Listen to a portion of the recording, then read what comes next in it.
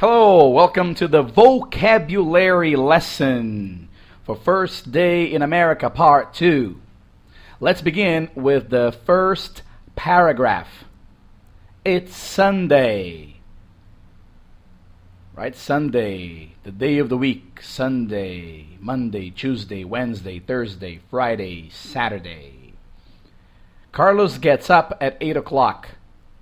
To get up at 8 o'clock, to get up in the morning, is to get out of bed. You're sleeping at night. In the morning, you get up.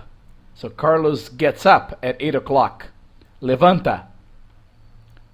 He goes to the bathroom, takes a shower, and brushes his teeth. To take a shower is tomar banho de chuveiro. And brushes his teeth, to brush my teeth, to brush your teeth, to brush her teeth, to brush someone's teeth, means escovar os dentes. On the second paragraph, Jan says, "Good morning, Carlos. Did you sleep well?" Dormiu bem? And then Carlos says, "Yes, I slept like a log. I was very tired." Slept is the past of sleep. And to sleep like a log means to sleep very much. Is to sleep a lot for many hours without waking up. You don't get up. You sleep all night. So that's to sleep like a log. It's an idiom. Okay? To sleep like a log is an idiom. Like dormir como uma pedra, for example. I was very tired.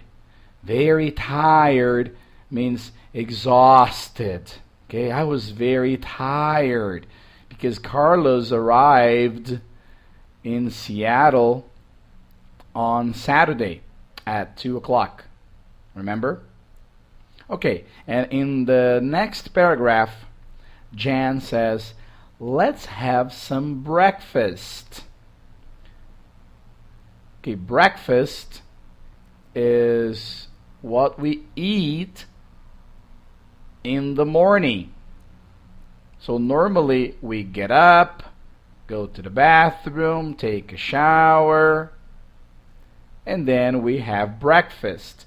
So Jan is inviting Carlos to have some breakfast.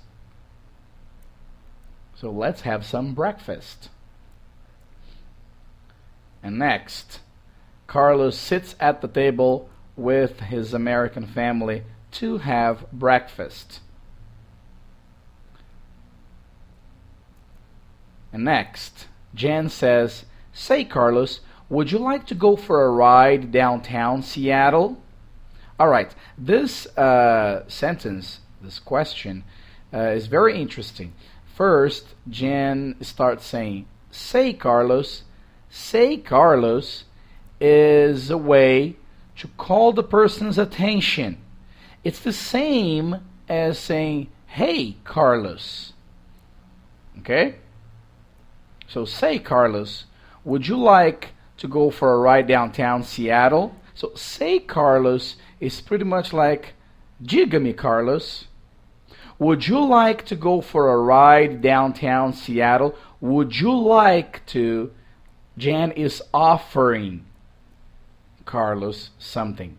To go for a ride downtown Seattle. To go for a ride is to go in the car, dar passeio. Okay, so you can go for a ride in the park, go for a ride downtown, go for a ride around the city. And downtown is the city center. Centro da cidade. So, would you like to go for a ride downtown Seattle? So the word downtown, you can use downtown Seattle, downtown New York, okay, downtown Belo, downtown Rio.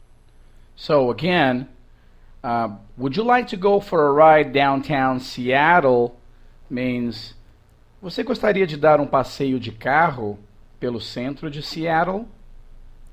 Okay, so next we have Carlos. Carlos says, sure, I'd love to. Sure means of course. Claro. Yes. Sure, I'd love to. I'd love to means I would like that very much.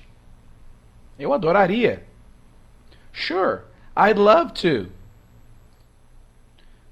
On the next paragraph, it says, they leave at 10 a.m. They leave at 10 a.m. means they get out.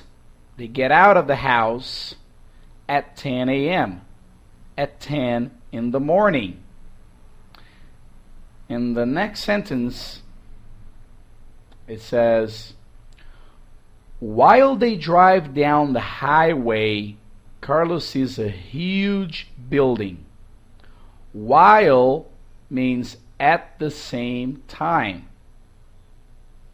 Enquanto.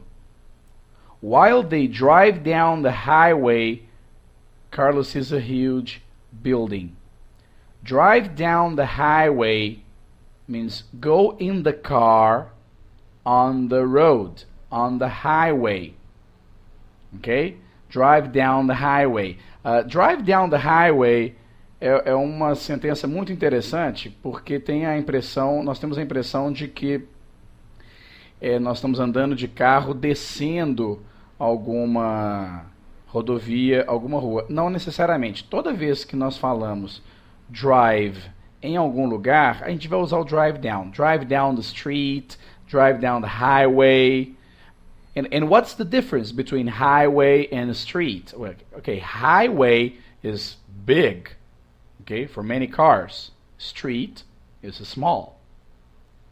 Okay, so while they drive down the highway, Carlos sees a huge building. Huge means very, very big. Very, very big building. Okay? Carlos sees a huge building. So a huge building, prédio enorme. It's a tall and beautiful building. Okay? Tall is alto. Okay, so it's a tall and beautiful building. Carlos says, wow, I have never seen a building like that. I have never seen means eu nunca vi. So Carlos says, wow, I have never seen a building like that. Prédio como aquele.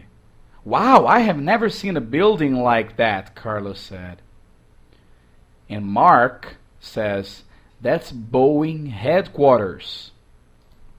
Headquarters means the most important offices of that company. In this case, Boeing. That's Boeing headquarters. The aircraft company. Aircraft is the same as airplane. Also, aircraft has a more general meaning. A helicopter is an aircraft. An airplane is an aircraft too. A rocket, foguete, is an aircraft too. But in this case here, Boeing is the airplane company or the aircraft company. And then the next line, Carlos says, that's great. I love airplanes. And Mark says, you do? What's Mark doing here is confirming the information. Carlos said, I love airplanes. And Mark wants to confirm. So he says, you do? Okay, so for example, if you say, oh, I love Rio de Janeiro. Oh, you do? Okay, so that's to confirm. And the next line, Carlos says, what is it? What is the surprise for me? And Mark says,